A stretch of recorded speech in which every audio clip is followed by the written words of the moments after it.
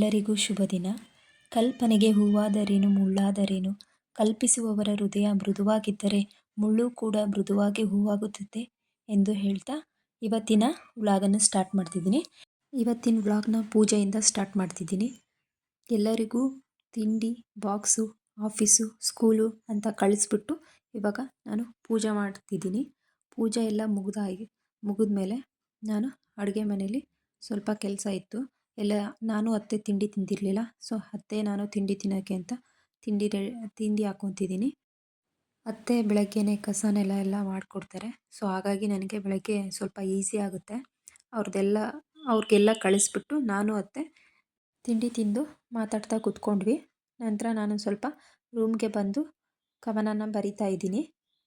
ನಾನು ಒಂದು 6th 7th ಇದ್ದಾಗ ಈ ಚಿಕ್ಕದು ಕವನ ಬರೆಯೋಕ್ಕೆ ಸ್ಟಾರ್ಟ್ ಮಾಡಿದೆ. ಆವಾಗ ವೀಣಾ ಮೇಡಮ್ ಅಂತ ನಮ್ಮ ಮೇಡಮ್ ಇದ್ದರು. ಅವರು ಇಲ್ಲ ನೀನು ಚೆನ್ನಾಗಿ ಬರಿತೀಯ, ಇದೇ ಥರ ಇಂಪ್ರೂವ್ ಮಾಡ್ಕೊಂಡು ಚೆನ್ನಾಗಿ ಬರಿತೀಯ ಅಂತ ಹೇಳಿದರು. ಸೊ ಆವಾಗ ಸ್ಟಾರ್ಟ್ ಮಾಡಿದ್ದು ಈ ಕವನ ಎಲ್ಲ ಬರೆಯೋದಕ್ಕೆ.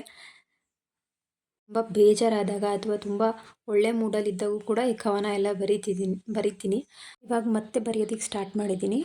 ನಿನ್ನೆ ಯೂಟ್ಯೂಬ್ ಶಾರ್ಟ್ಸಲ್ಲಿ ಈ ಕವನನ ಹಾಕಿದ್ದೆ, ಇದೇ ಕವನನ ಹಾಕಿದ್ದೀನಿ. ಸೊ ನಿಮಗೆ ಇಷ್ಟ ಆಗಿದೆ ಅಂದ್ಕೊತೀನಿ. ಇಷ್ಟ ಆದರೆ ಪ್ಲೀಸ್ ಸಪೋರ್ಟ್ ಮಾಡಿ ಅಂತ ಹೇಳ್ತಾ, ಇದ್ರ ಜೊತೆಗೆ ಭಾನುವಾರದ್ದು ಒಂದೆರಡು ವೀಡಿಯೋಸ್ ಇದ್ದು ಅವನು ಕೂಡ ನಾನು ಹಾಕಿದ್ದೀನಿ.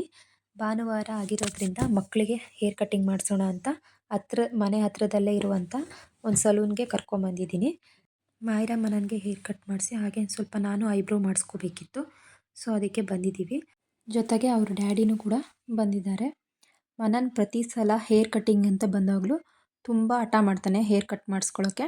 ಸೊ ಅದಕ್ಕೆ ಅವ್ರ ಅಪ್ಪಾಜಿ, ನಾನು ಪ್ರತಿ ಸಲನೂ ಇವನನ್ನು ಈಗ ಇಟ್ಕೊಂಡು ಕೂತ್ಕೊಳ್ಳೋಕ್ಕಾಗಲ್ಲ, ಸೊ ಅದಕ್ಕೆ ಶಾರ್ಟಾಗಿ ಟ್ರಿಮ್ ಮಾಡಿಸ್ತೀನಿ ಅಂತ ಹೇಳ್ಬಿಟ್ಟು, ಹೇಗಿದ್ರು ಬೇಗನೂ ಬೆಳಿತೇವೆ ಅಂತ ಹೇಳ್ಬಿಟ್ಟು ಶಾರ್ಟಾಗಿ ಟ್ರಿಮ್ ಮಾಡಿಸಿದ್ದಾರೆ.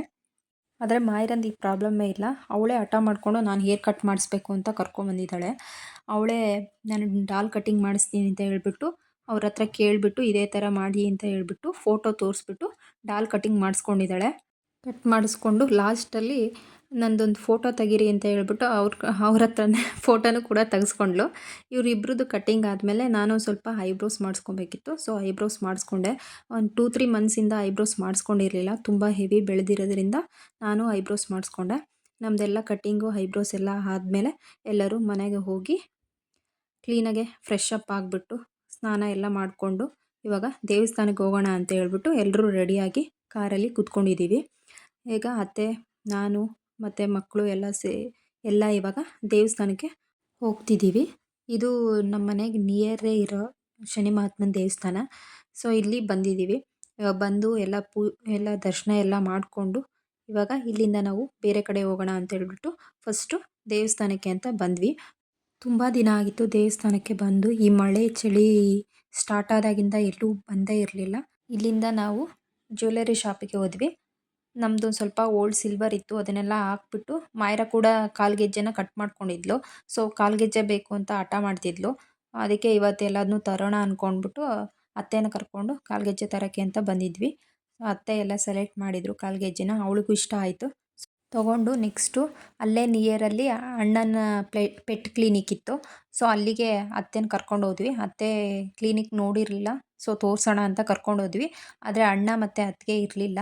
ಇಬ್ಬರು ಎಲ್ಲೋ ಗೆಟ್ ಟುಗೆದರ್ ಅಂತ ಹೋಗಿದ್ರು. ಸೊ ಜೂನಿಯರ್ ಡಾಕ್ಟ್ರ್ ಇದ್ದರು. ಜೊತೆಗೆ ಅಪ್ಪಾಜಿನೂ ಕೂಡ ಕ್ಲಿನಿಕ್ಕಿಗೆ ಬಂದಿತ್ತು. ಇದು ಸ್ಟಾರ್ಟ್ ಆಗಿ ಆಲ್ಮೋಸ್ಟ್ 6 ಮಂತ್ ಆಗಿದೆ. ಸೊ ಇವಾಗ ಅತ್ತೆ ಬಂದಿರೋದ್ರಿಂದ ಅತ್ತೆ ನೋಡಿರಲಿಲ್ಲ ಅಂತ ತೋರಿಸೋಣ ಅಂತ ಕರ್ಕೊಂಬಂದಿದ್ದೆ. ಬೋರ್ಡಲ್ಲಿರೋ ಎಲ್ಲ ಪೆಟ್ ಸರ್ವಿಸ್ ಕೂಡ ಅವೈಲಬಲ್ ಇದೆ. ನಿಯರ್ ಯಾರ್ಯಾರಿದ್ದೀರೋ ಪ್ಲೀಸ್ ಕನ್ಸಲ್ಟ್ ಮಾಡಿ ಅಂತ ಹೇಳ್ತೀನಿ. ನೆಕ್ಸ್ಟ್ ಅಲ್ಲಿಂದ ನಾವು ಅಲ್ಲೇ ಪಕ್ಕದಲ್ಲಿ ಅಯೋಧ್ಯ ಡಿಲೈಟ್ ಅಂತ ಹೊಸ ಹೋಟೆಲ್ ಸ್ಟಾರ್ಟ್ ಆಗಿತ್ತು. ಸೊ ಆಯಿತು, ಆಲ್ರೆಡಿ ಲೇಟ್ ಆಗಿದೆ, ಮನೆ ಹೋಗಿ ಅಡುಗೆ ಮಾಡೋಕ್ಕಾಗಲ್ಲ ಅಂತ ಹೇಳ್ಬಿಟ್ಟು ಅಲ್ಲೇ ಹೋಟ್ಲಿಗೆ ಊಟ ಮಾಡೋಣ ಅಂತ ಅಪ್ಪಾಜಿನೂ ಕರ್ಕೊಂಡು ನಾವೆಲ್ಲರೂ ಊಟಕ್ಕೆ ಅಂತ ಬಂದ್ವಿ. ಮಾಯರಾ ಮನನೂ ಕೂಡ ಹೊಟ್ಟೆ ಹಸಿವು ಅಂತ ತುಂಬ ಹಠ ಮಾಡ್ತಿದ್ರು. ಸೊ ಅದಕ್ಕೆ ಎಲ್ಲರೂ ಇದೀವಲ್ಲ, ಅತ್ತೆನೂ ಬಂದಿದ್ದಾರೆ, ಅಪ್ಪಾಜಿನೂ ಇದೆ ಅಂತ ಹೇಳ್ಬಿಟ್ಟು ಸರಿ ಆಯಿತು ಇಲ್ಲೇ ಊಟ ಮಾಡ್ಕೊಂಡು ಹೋಗೋಣ ಅಂತ ಹೇಳ್ಬಿಟ್ಟು ಎಲ್ಲರೂ ಇಲ್ಲೇ ಊಟ ಮಾಡಿಕೊಂಡು ಅಪ್ಪಾಜಿನ ಅಣ್ಣನ ಮನೆಗೆ ಡ್ರಾಪ್ ಮಾಡಿ ನಾವು ಮನೆಗೆ ಬಂದ್ವಿ. ಇಲ್ಲಿಗೆ ಇವತ್ತಿನ ಈ ವಿಡಿಯೋನ ಎಂಡ್ ಮಾಡ್ತಿದ್ದೀನಿ.